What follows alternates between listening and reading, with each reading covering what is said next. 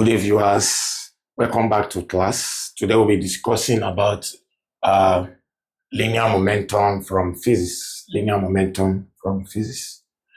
This class is brought to you by O3 School app.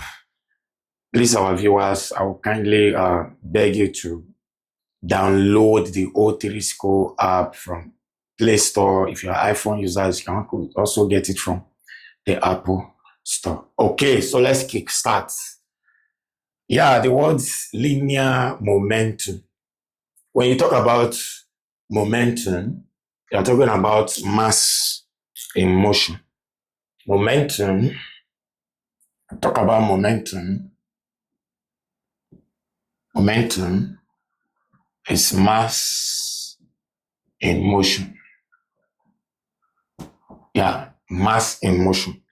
It's a very interesting topic in a concept in physics because it talks about collisions of objects or even explosions of objects when they are in motion. So momentum is mass in motion. As I've earlier said in the previous class, what is mass? Mass is the quantity of matter contained by a body and is measured in kilogram.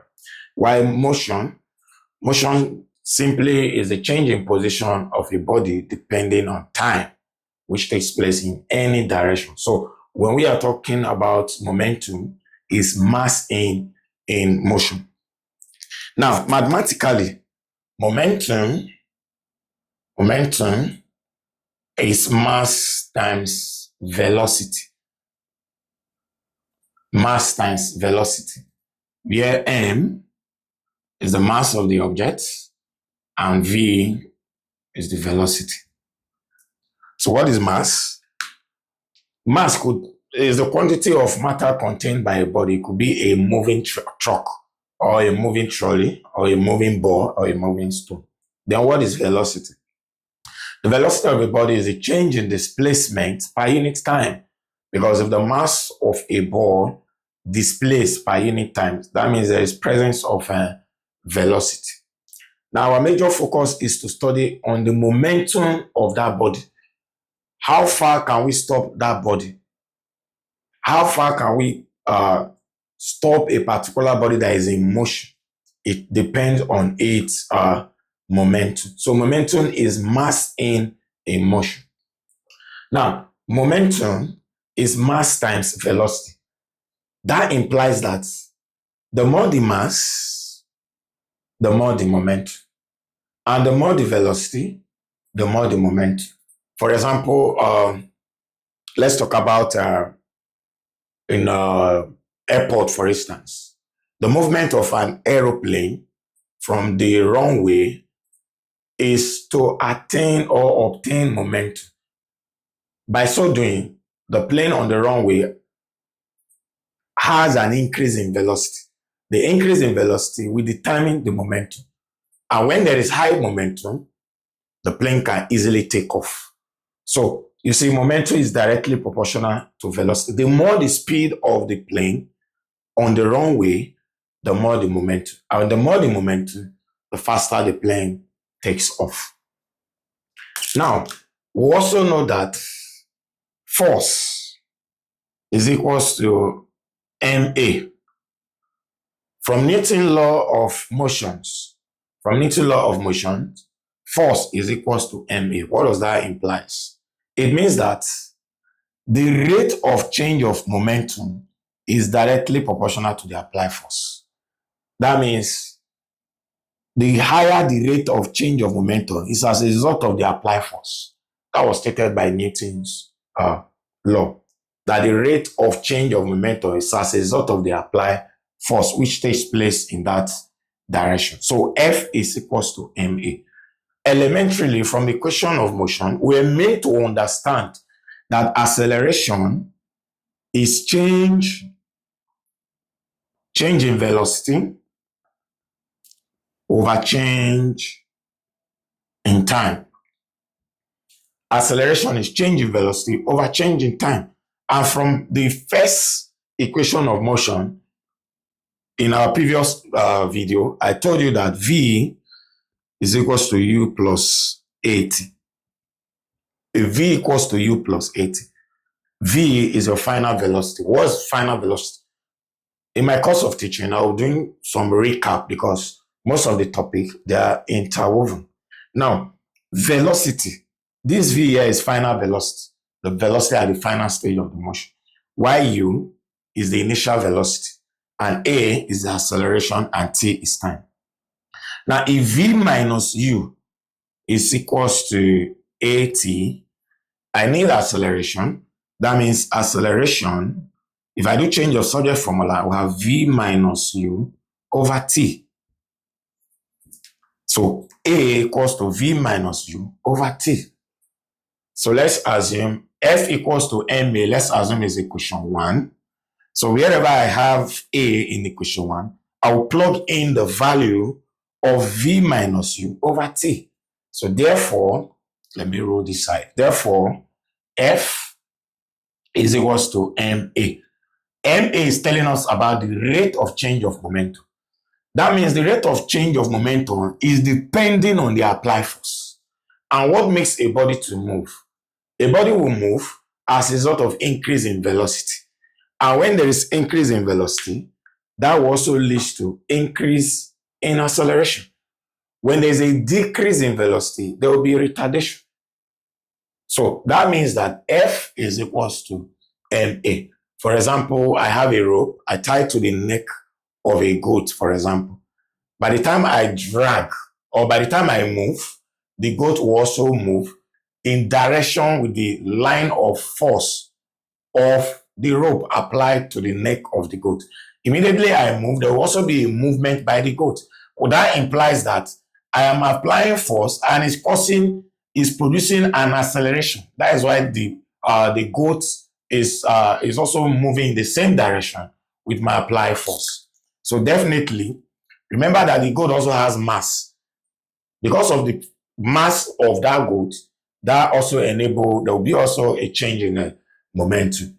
So if the force is reduced, the momentum of the goat will also be reduced. That's just an instance. So F equals to M bracket. What is A? Acceleration is V minus U over T. So that means I'll have V minus U over T.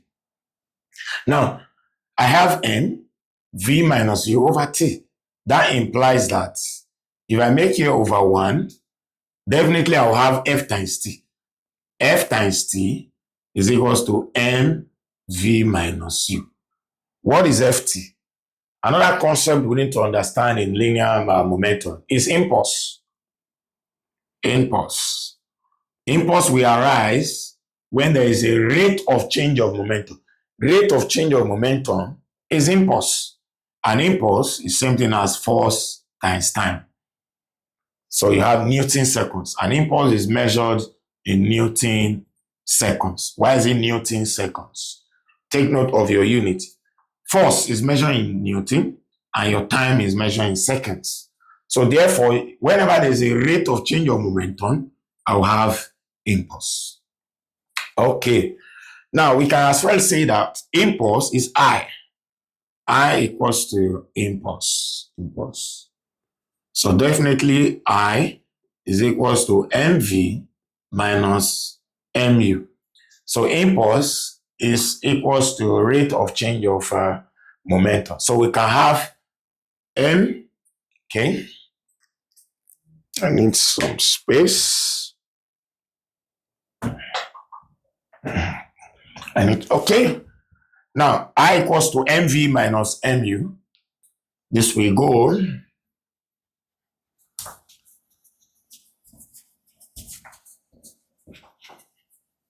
So, we have mv is equals to final momentum, and mu is equals to initial momentum. Yes.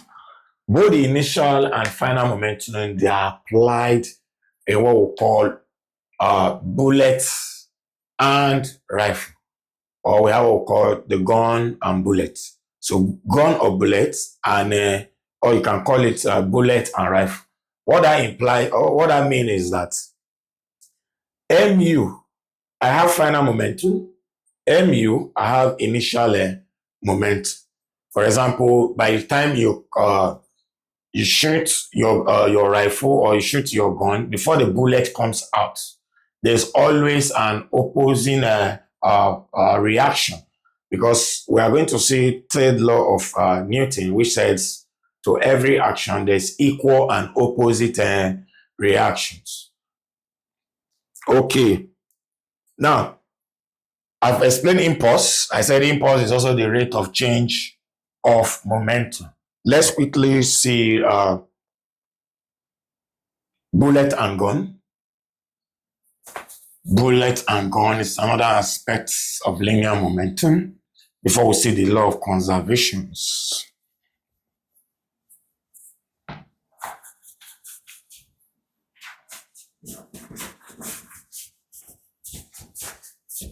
Let's make a recap. I said linear momentum. Momentum is just talking about a body or mass in motion. A body or mass in motion. And this body has, this body in motion, how do we tend to stop it? Because what causes the body to be in motion is a result of inertia. Because inertia is a tendency of a body to remain in motion, or bringing that body, or if the body that is at rest will continue to also be at rest. But this time we are talking about a body in motion. So masses in motion is termed momentum. And such body, they are in motion because of the mass of that body times the velocity applied on that body. So let's see bullet. Some call it bullet, and gun, or use rifle. So we can say mv is equals to mu. This is high, lowercase and the uppercase. Where m, the m is the mass of gun. Then v is the velocity of gun, and m, mass of bullet. Then u is the velocity of bullet. Now, when the bullet is released from the gun or from the rifle, what happens is that it moves at a velocity, and the velocity is always higher than the velocity of the gun. The velocity of the gun is sometimes negligible, very small, because the gun only felt a backward reaction compared to the velocity of the bullet. So this is what you have. We have mv equals to mu, where m is the mass of the gun, v is the velocity of the gun, m here is the mass of the bullet, and u is the velocity of bullet. Okay, let's take some problems to clarify what we have been saying so far. From let's see some WAEC questions.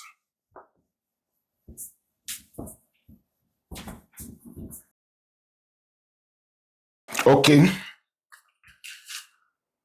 Now I said when taking a penalty kick, a player applies a force of 30 Newton for a period of 0.05 seconds. If the mass of the ball is 0.075 kg, calculate the speed with which the ball moves off. Now, what takes place is that there was an applied force. When there's an applied force, it causes a change in momentum. So let's see. Let's see what we have. Solution. F, the force is 30 Newton. Force, 30 Newton. And what is force? Force is that which causes a body to move or set a body to be at rest. So is that we change the state of a body, or either by setting the body to be in a uniform motion or bringing the body to rest. That is force. Then period, the time taken for the ball to cross over the bar or hit the bar or leave the penalty spot.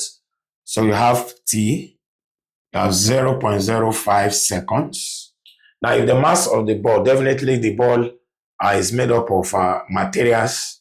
So you have 0.075. So mass of the ball, you have 0.075 kg. Okay. Now they say calculate the speed. One thing you must know is that taking a penalty kick, the ball is placed at the penalty spot. At that point, the ball is at rest. That must be a major point that you must put into consideration. The ball is at rest. And what does that tell you? It tells you that the initial velocity is 0. That means U is 0. So what we are looking for is the final velocity at which the ball takes off, either by crossing over the bar, whichever point, or entering the net. So that means V is unknown. So what we apply our formula, clean things off.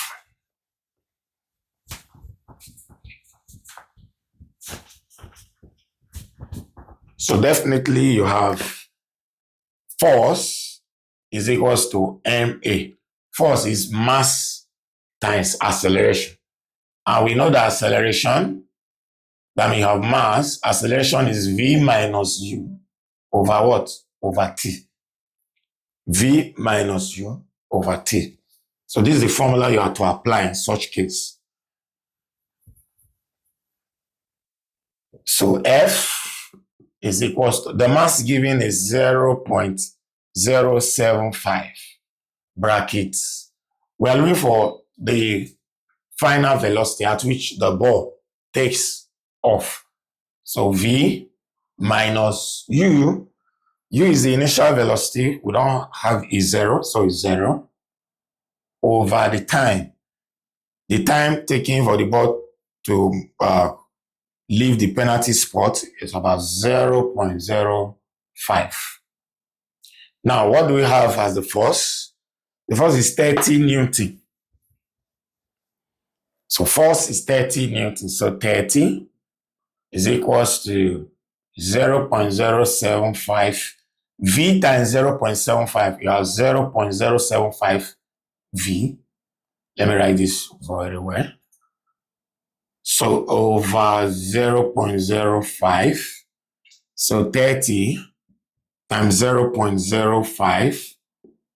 You have 0.075 V.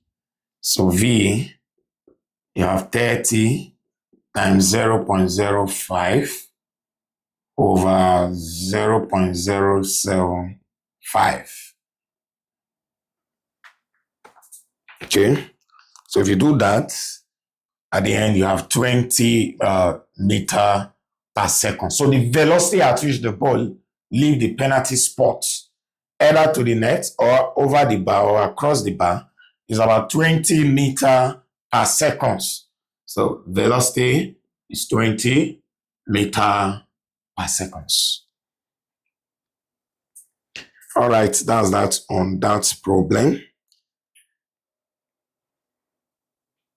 Okay, this one also involves impulse.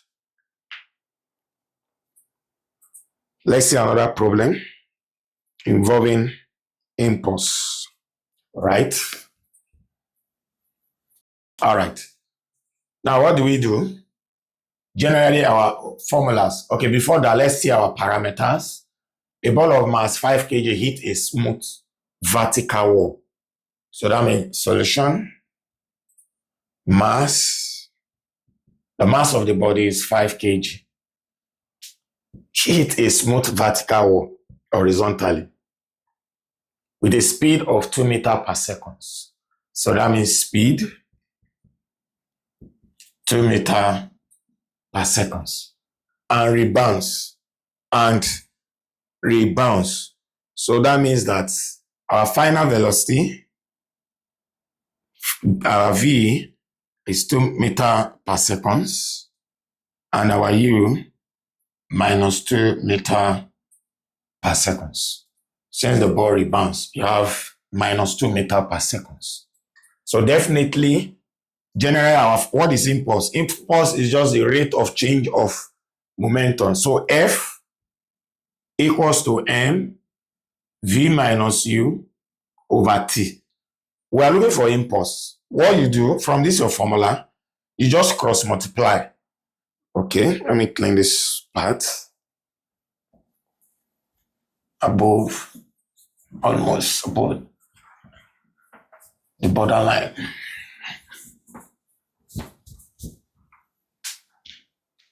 Now the question says find impulse.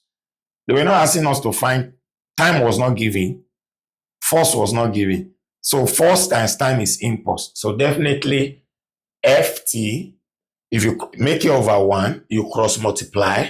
So if you cross multiply, you have Ft equals to M bracket V minus U. So definitely this is impulse. And impulse is I.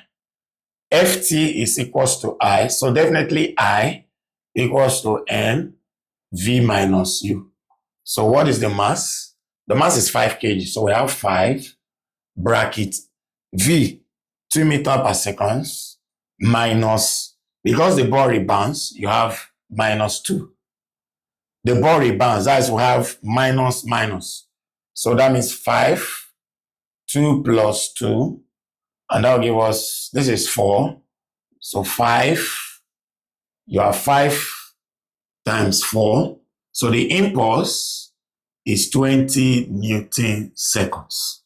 Impulse is Newton seconds. So that's the unit. So that's how to solve this kind of WAEC problem. All right, the next thing now is to go directly to the laws of Sir Isaac Newton. So let's see what the law is all about and the applications in everyday life. So at the end of this, we have 20 Newton per seconds. Recap, I said Ft means impulse, I equals to mv minus u, is negative because the ball rebounds. And we are using two here because we need to understand that the both velocity, they are the same. There was no change in velocity, same values. Okay, under linear momentum, we are going to be talking about laws. Newton's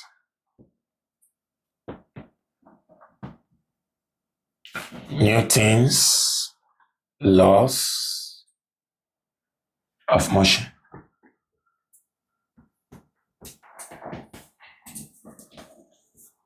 Newton's laws of motion. So let's see the first one. First law. Now the first law of Sir Isaac Newton states that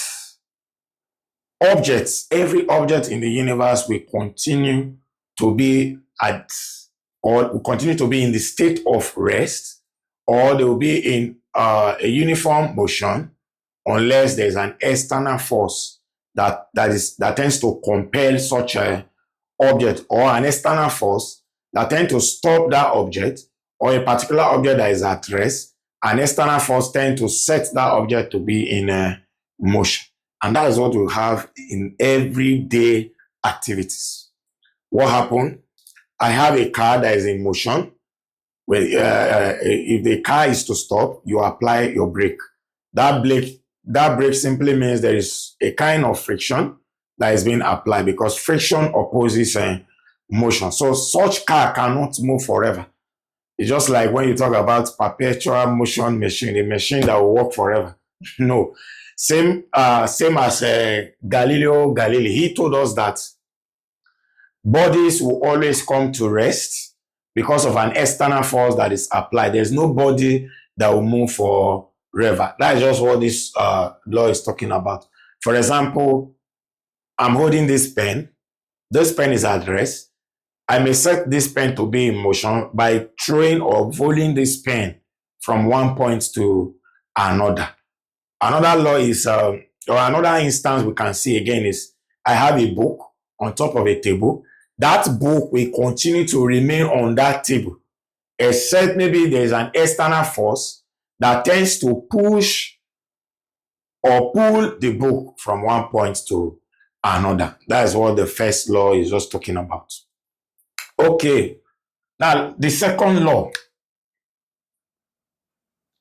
Second law is what we have been dealing with under momentum, because the second law talks mainly about the momentum. And what does it state? It says the rate of change of applied force is directly proportional to what? To the momentum. That's what it means.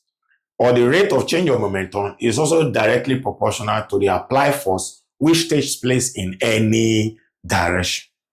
And that second law, we have F equals to ma. That's what we used to solve our our first example, where I told you A equals to V minus U over T. So F is equals to M into V minus U over T. So this is Newton's second law of motion. What does that mean? Applied force is directly proportional to the rate of change of momentum. And when something is directly proportional from mathematics, we're meant to understand that that means increase in force will lead to increase in MA. More MA, that means more force. But what causes the body to move is as a result of what? Applied force. You are applying a force, and that force will set the body to be in acceleration. It's just like what we are made to understand from elementary friction. For example, I have a block.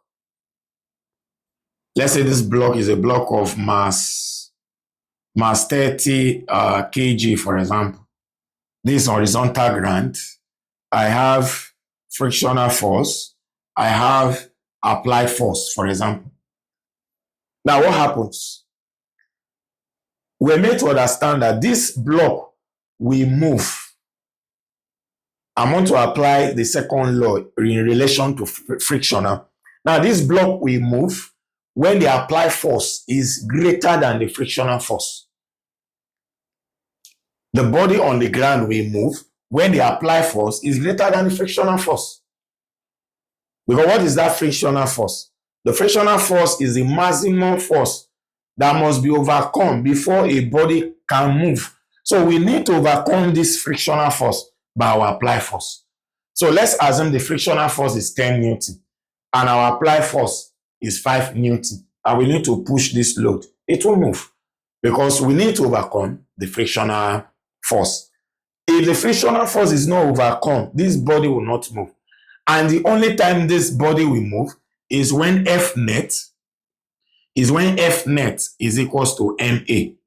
The same way we say that F equals to MA. Force is mass times acceleration. So if our force here is F net, what is F net? F net is the difference between FA and FR. When there is a fractional difference between FA and FR, those blocks will move. So definitely, let's assume the frictional force is 40 Newton and the applied force is 100 Newton. Automatically, this mass will move. This body will move by applying the force here. By applying a force here. So the second law tells us that the rate of change of momentum is directly to what? The applied force. All right. That's that on the second law.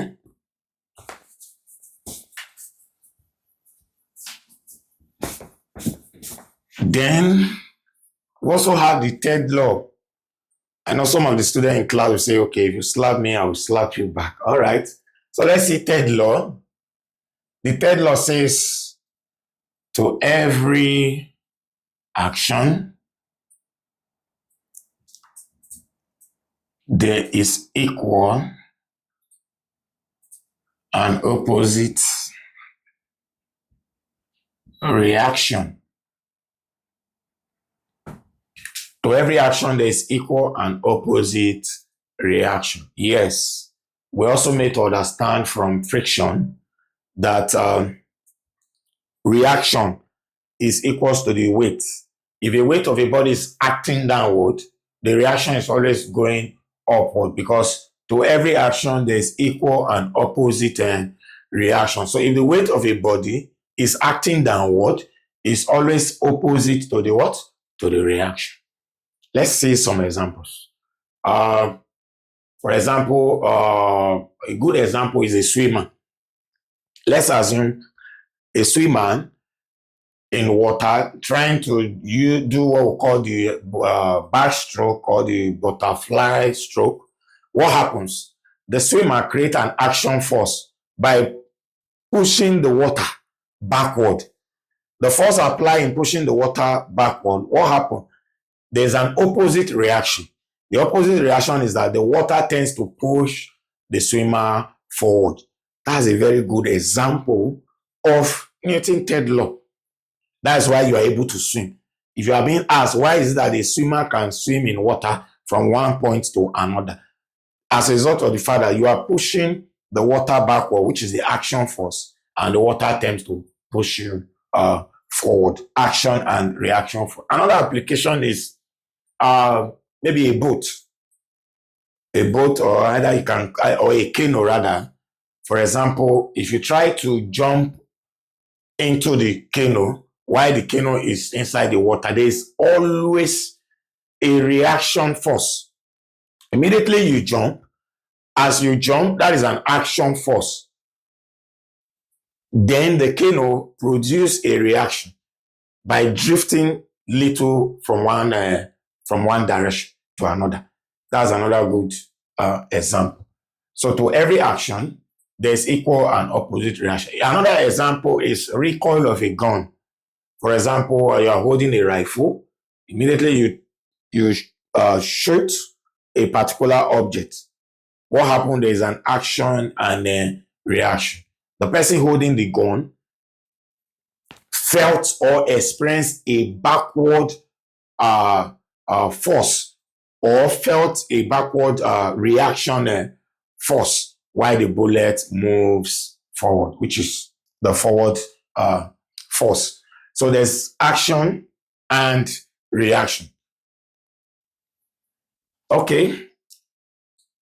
Let's also see some calculations to back up the third law. Okay, let's see. This is a very good application of third law of motion, recoil of a gun. We have jet propulsion, recoil of a gun. Yes. Now, we have a machine gun with a mass. So let's see. I gave you a formula before under rifle and ballet. I told you MV equals to MU. M is equals to mass. The uppercase M is the mass of gun, mass of machine gun. Then the V is the velocity of machine gun.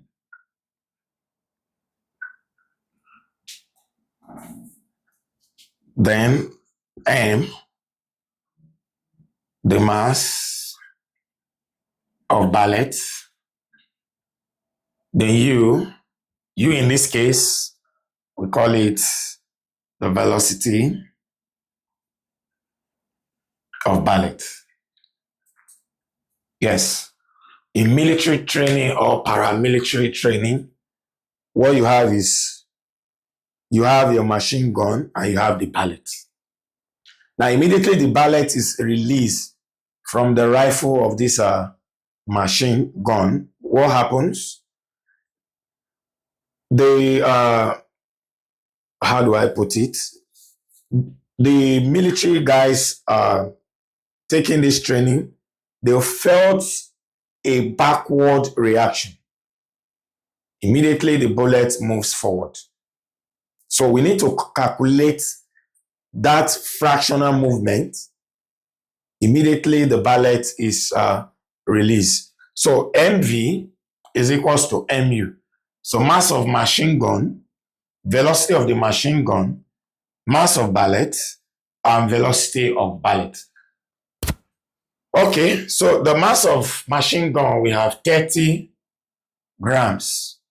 Since it's in gram, you need to convert to kilograms by dividing by 1,000.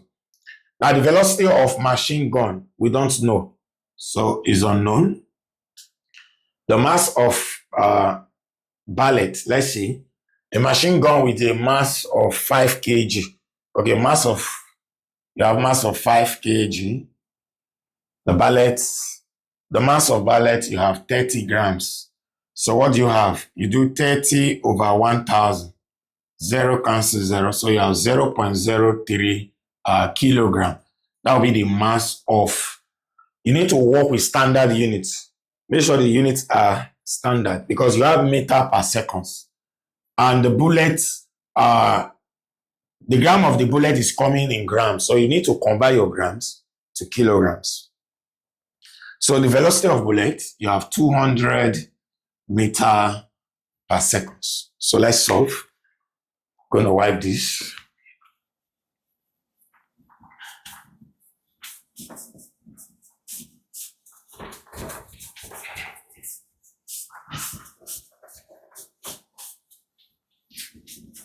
Okay, so we now have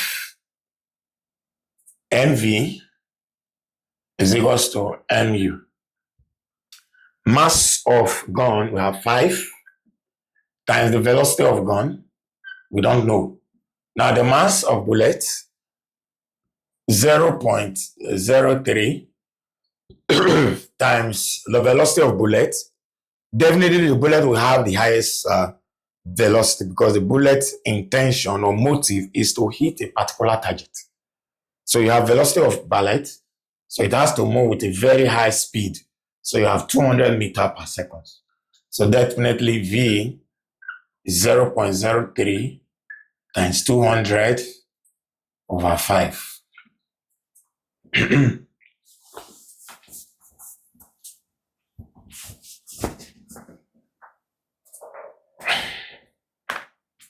Okay, so if we use our calc, definitely that will give us 1.2 meter per second. So you see, the velocity of the gun compared to the velocity of bullet, in fact, they are not even close. 200 compared to 1.2 meter per second.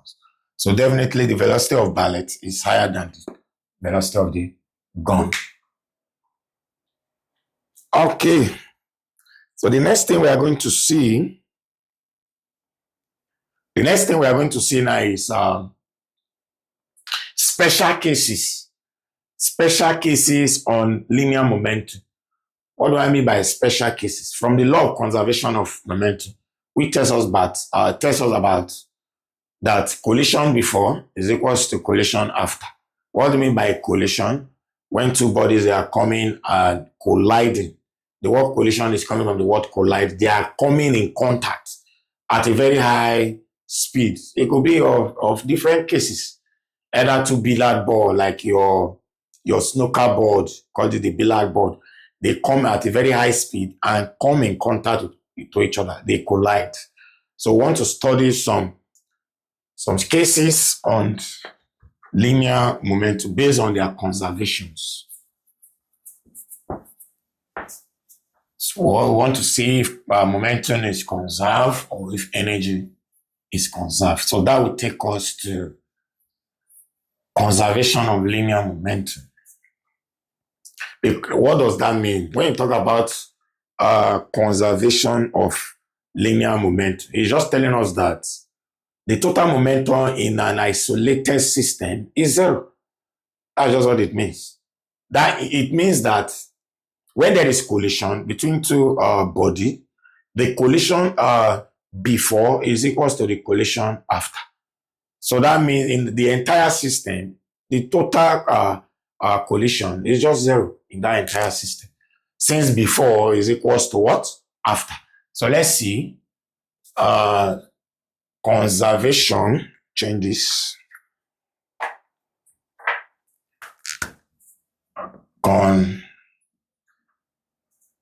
conservation of linear momentum. Okay. Conservation of linear momentum. Now, we said conservation of linear momentum is just telling us that the total momentum of an isolated system is zero because the collision before is equals to collision after. Maybe a little in the case of inelastic collision. In the case of inelastic collision, that is when energy is not conserved. And this energy could be in form of kinetic energy. It's not conserved. That means energy is what? Energy is lost. Energy is lost in form of sound, in form of heat. For example, let me run a bit. Let's assume I have two balls. One is going in this direction and one is coming in this direction. Now, immediately there's collision between these two balls. They will have a common velocity. They will have a common velocity. Mind you, these balls, they are walking, they are going in different directions. I want to explain when there is energy loss. When energy is lost, that means energy is not conserved. So what does that mean? There is a collision between these two balls, setting up a common velocity. Now, for the fact that they are in different directions, the mass, the body with the highest mass tends to push the one in the lesser mass in its own preferred direction. For example, this one has a higher mass. We tend to push this one to a particular direction, not the other way around. So what that means is that after collision, what happened? Let's assume maybe this is a two. Let's say this is car 1 and car 2. Car 1 and car 2, they are moving in different directions. Now, when there is collision, what you call accident, now when there is collision, some part of the car create a crash, or some part form what generates sound. So such sound, you may have sound, or sometimes some part generate heat as a result of collision. So at that point, what happened? Energy is not conserved. Why? Because some of the energy undergoes what? Is lost in form of sound. Some of the energy is lost in form of heat, and it occurs mainly in an inelastic collision. Now, in inelastic collision, what happens is that momentum is conserved, but energy is not conserved. Rather, energy is lost. Energy is lost. So that means we can say that, okay, the kinetic energy before collision minus what? The kinetic energy what? After collision. That will give us the losses. This is one special case under conservation of linear momentum. But in case of elastic collision, in the case of elastic collision, both momentum and energy, they are conserved. That means the kinetic energy before is equals to kinetic energy after.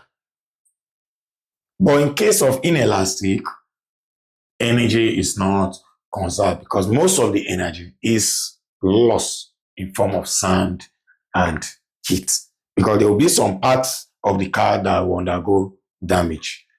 Okay, so now let's see some special case. Mind you, this special case, they go with formulas. I will be solving problem on them. They go with formulas. So let's see. Case 1. We have case 1.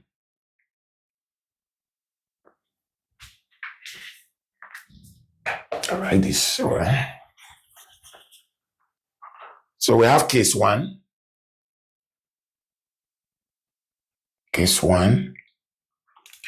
Now, what do we do in case 1? Case 1, maybe we have, this time around, we don't have static bodies. The two bodies, they are in motion. So let's say we have this. This body is moving. We have another, let's say, billiard ball, rather. So let's say this is V1. Let's use V1, U1. So this is M1 and M2. So we have these two balls now. Because we are studying about linear momentum. We have this V1, we have here. Now, this is before collision. Before collision. We have two billiard balls moving in the same direction before they collide. Then this is before collision. Now, what happens after collision? After collision, something takes place. They now have a common velocity, which is V. So in most of your WAEC and JAMB questions, what is demand of you is to find this V, the common velocity, or what is the velocity after impact. After impact means after the two balls must have collided. After the two balls must have collided, they now have a common velocity. So here still remain M1, M2. Now, the masses does not change. The masses does not change. The masses remain M1, M2. The masses does not change. When masses does not change, that means that momentum is conserved. You have M1 and M2. All right, now let's see. Normally, momentum before is equals to momentum after. So this is before collision, and this is after collision. After collision. So now what is linear momentum? Linear momentum is equals to mass times velocity. Now we need the linear momentum before and the linear momentum after, because the total momentum of a system is zero, because the momentum before is equals to momentum after. So that implies that I'll have M1 V1. Now, the velocity here is not zero because both balls are moving at a certain velocity. In the next case, we'll consider where the M2 mass is static. When the M2 mass is static, the velocity at that point becomes zero. You must take note of that. That's what I normally tell my students. What you do, you need to read questions maybe 2 times. The first time you read it very fast. The second time you read it slowly. Why? Because under linear momentum, we have 3 cases. You might use case 2 to solve case 1, and you end up having that same answer in the option, but it's not the right answer. What am I driving at? I mean, this case, the 2 balls, they are in motion. There are another assumptions that this ball might be in static, might be at rest. For example, you park your car along the way. You park the car is not moving. You have another car coming far from a distance, colliding with the car that is at rest. That's the second case I'm talking about. So M1, V1 plus M2, U1 equals to M1, V, because they have a common velocity. So we take M1V plus M2V. So definitely M1V1 plus M2U1 equals to V bracket M1 plus M2. So let's go above the board. You can have this on case 1. Okay. So what do we have? M1 V1 plus M2 U1 equals to V bracket M1 plus M2. Now we need to get the common velocity. What is this common velocity? Which is V. So let me transfer this up. I can now have V bracket M1 plus M2 equals to M1 V1 plus M2 U1. Okay? So we divide both sides. Dividing both sides by M1. If we divide both sides by M1, M2, what do we have? We have M1 plus M2 over M1 plus M2. automatically, mathematically, what happened? This we cancel. So what do we have? We have that common velocity after collision. So we have that common velocity after collision.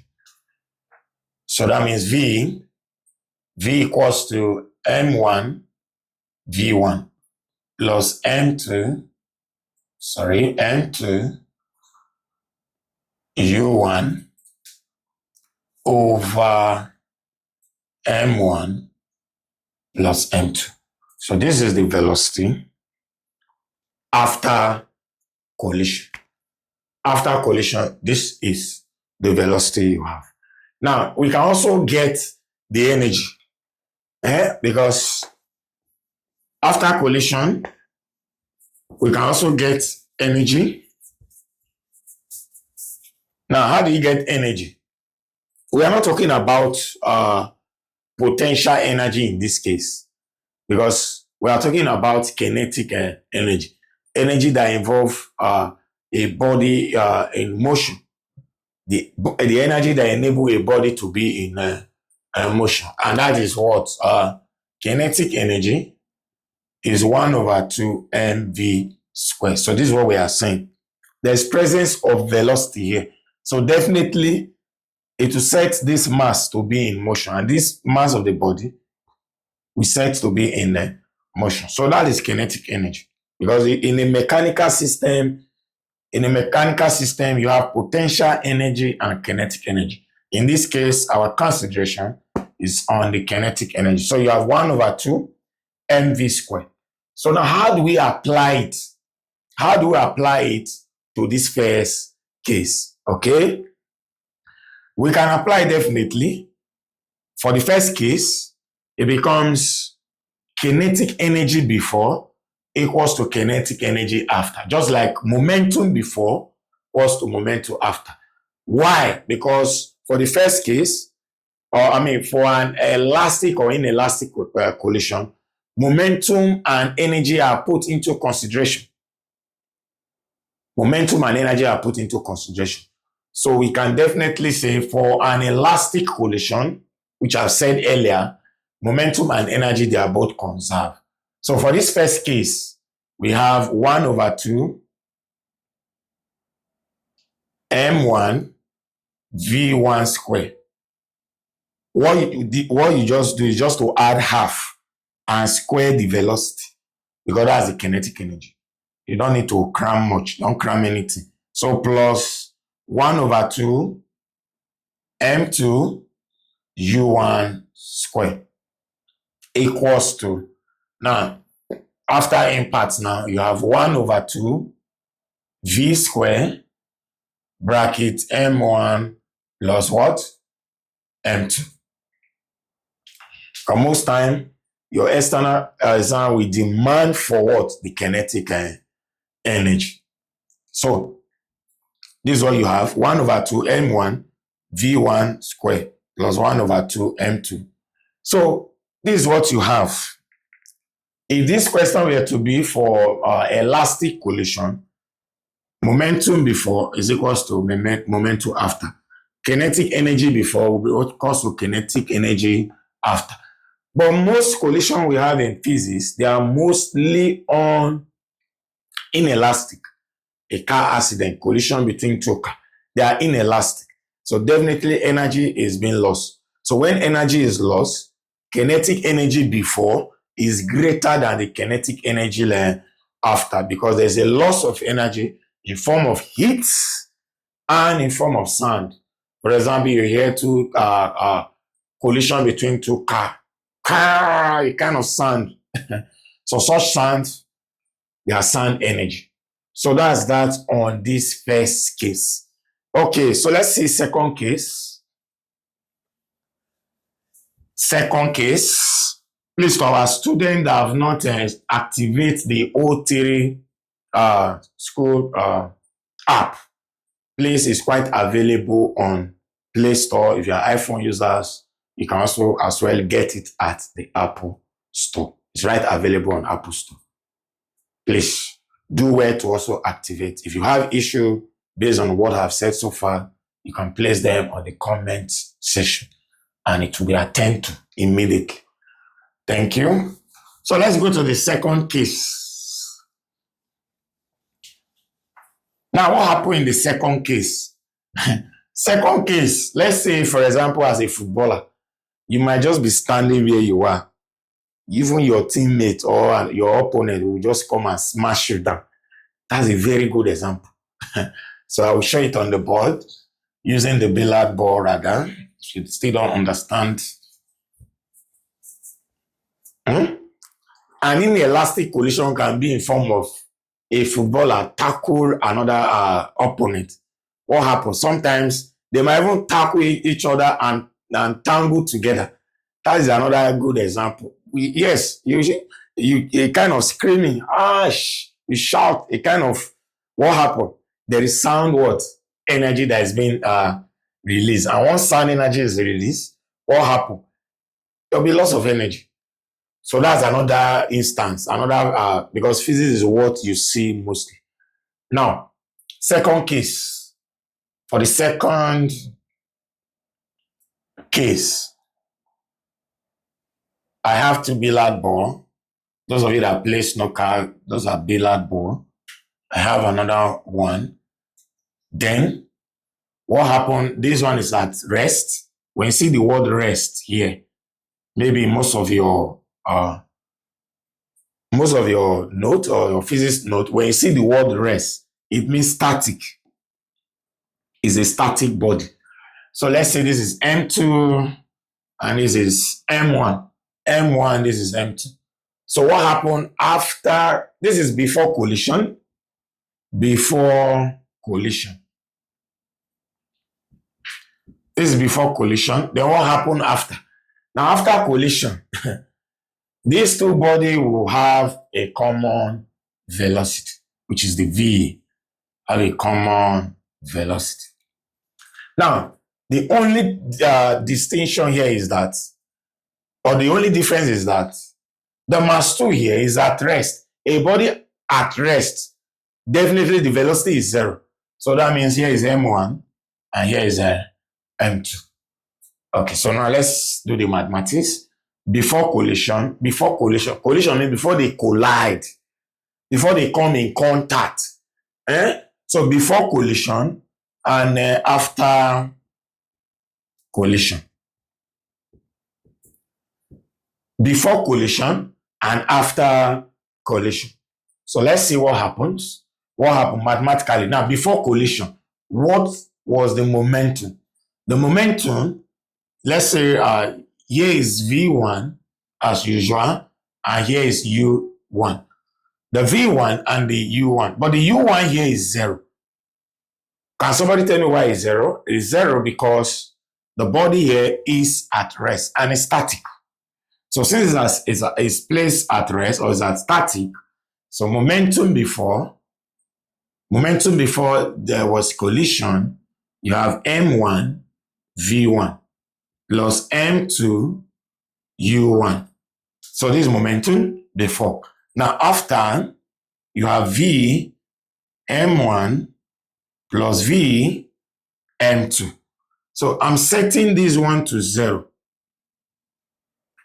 Because if U1 is 0, U1 is 0. So 0 times M2, automatically this aspect of the equation becomes 0. So what do we have? We have M1 V1 equals to M1 V1. This one is written off to 0. So what do you have? V bracket M1 plus M2. So that's what you have. So definitely, our major concern is to get the velocity after impact. After impact means after collision. What is the velocity? Which is this V? So let's come here. Come in here. What do we have? What we have left is change of subject formula. So what do? You have V equals to M1 plus M2 equals to M1 V1. Divide both sides by M1 plus M2. M1 plus m2. So this go. By the time they cancel, what do I have left? I have v equals to m1 v1 over m1 plus m2. Yes. So for this case, you see there's a difference between the first case. Yes, there's a difference between the first case. What happened in the first case? The two bodies were in motion. But here, only one body is in motion. The other body was at rest. So you have, this is the velocity after impact. Velocity after impact. So this is what you have. You have this for the second case. Before we go to the third case, let's see some practical questions. Some questions. Okay, now we have this question. Two similar balls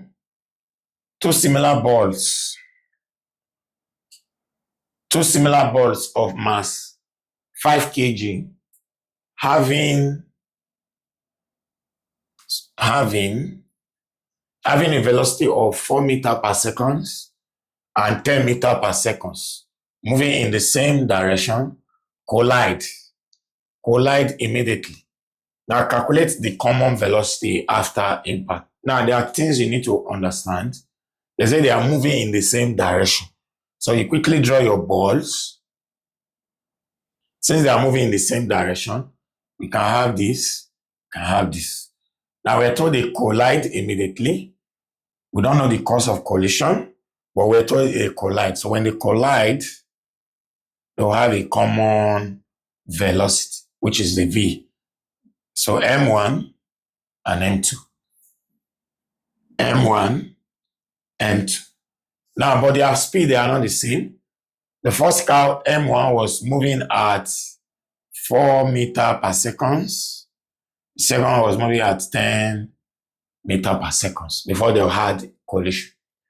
So they are two similar balls. Since they are two similar balls, so that means m1 is 5 kg. m2 is equally 5 kg. So m1 is 5 kg. m2 is 5 kg.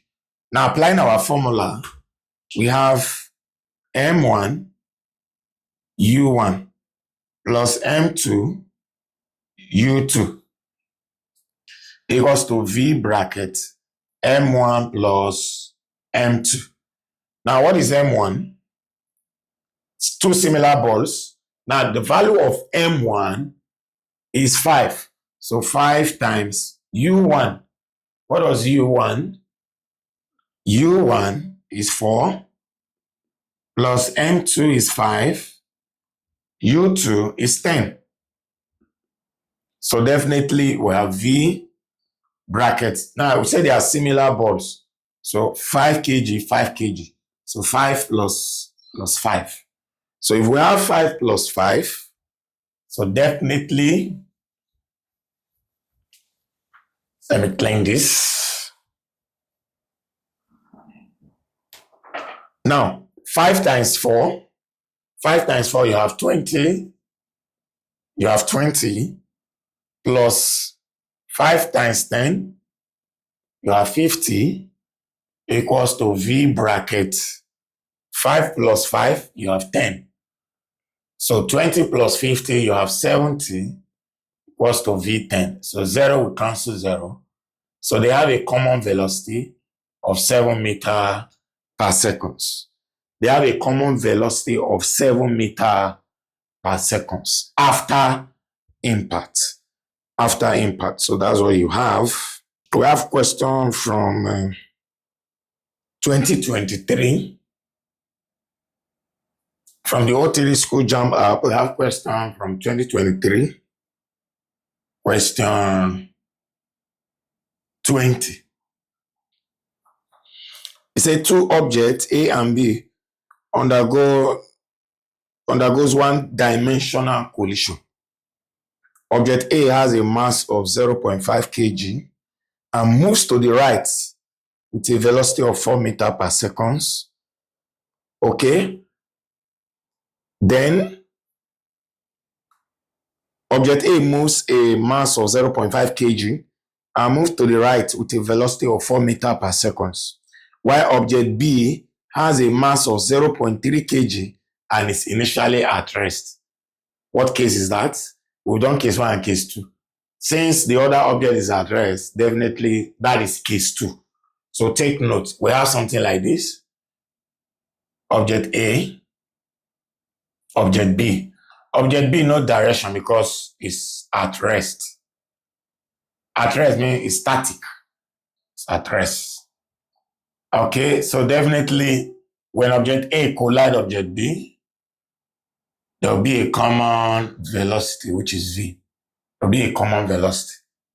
So definitely if we are to, let's see more thing that we have. Object A has a mass of 0.5. So MA, when you see MA, you know, the other formula we're using M1, V1, whatever. But this one has been stated.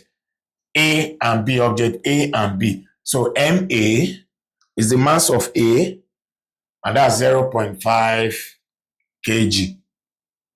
Moves to the right with a velocity. So VA, the velocity of A now is called VA, 4 meters per seconds.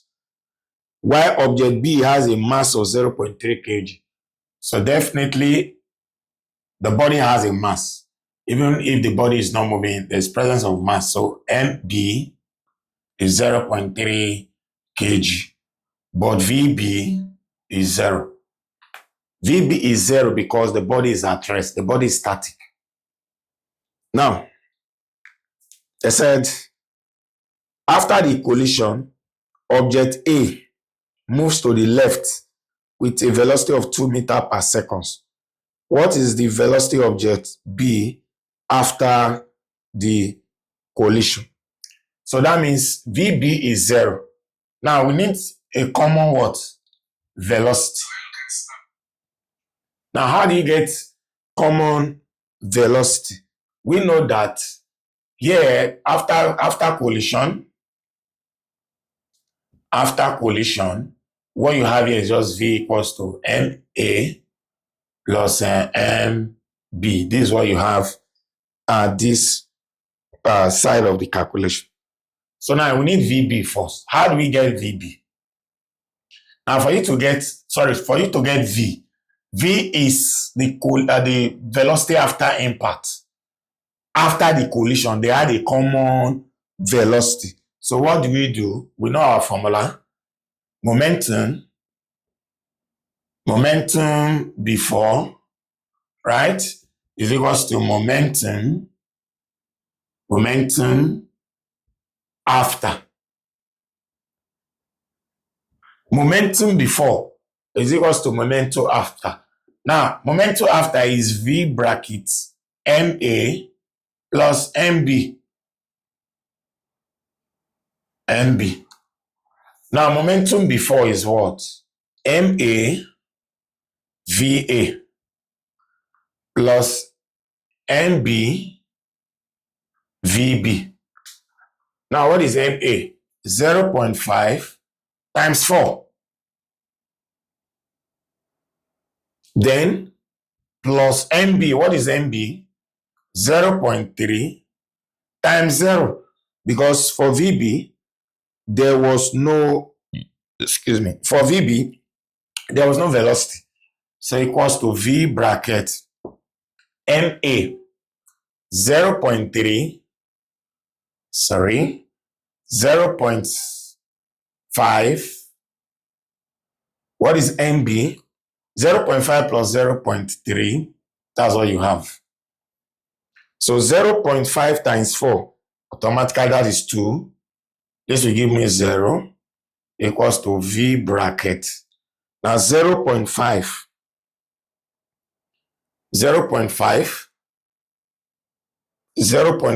plus 0.3. What do we have? Okay, we can have V 0.5 plus V 0.3. Now, we are made to understand that after impact, we have VA 0.5 plus VB 0.3. So it is the VB after impact that is demand of now, because VA after impact was given to be 2. So we now have 2 plus 0 equals to, what is VA? 2 bracket 0.5 plus 0.3 VB. After impact, what was the velocity of the second body? Because initially at first, before impact, B was just at rest. So at rest is 0. But after collision, B now gain momentum. As a result of the collision, it moves. So we now have 2 times 0.5, that is 1. So 2 equals to 1, borderline. Oh. So let's use here.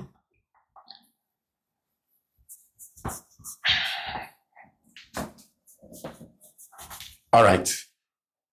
So we have 2 plus 0 equals to 1 plus 0.3 VB. So when we collect like terms, 1 comes here, definitely you have 2 minus 1 equals to 0.3 VB. 2 minus 1, you have 1 equals to 0.3 VB. Okay.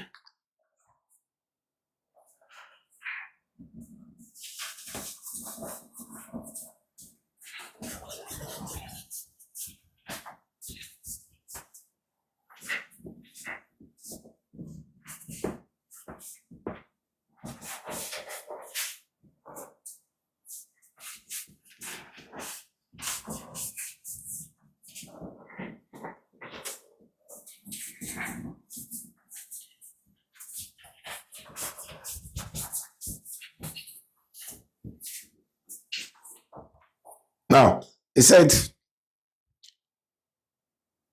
what is the velocity of the object B after the collision? Let's go again. 2 objects A and B undergo one-dimensional collision.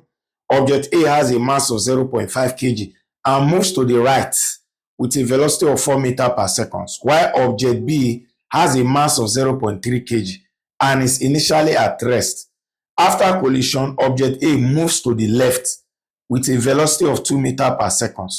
What is the final velocity of the object B after collision? So after collision, if object A moves to the left, definitely object B will move to the right. If object moves to the right, that implies that we'll have a negative value of velocity. If we have a negative value of velocity, definitely we have minus 1. If we have minus 1, here becomes plus 1. So 2 plus 1, you have 3. So VB, initially there was no velocity for B before collision. All we are solving for is after collision. So after collision, we have VB equals to, this is 3 now, this is 0.3 VB. So you have you have 3 over 0.3, 3 over 0.3 without calculator, that is 10. So you have 10 meters per second. So VB move to the right if VA move to the left at 10 meters per second. So in conclusion, the law of conservation of momentum states that the total momentum before collision is equals to the total momentum after collision. And mind you, we have 2 types of collision. We have elastic collision and inelastic collision. All right, we'll be stopping here for now. Subsequently, we'll take more topic in the next video. Thank you.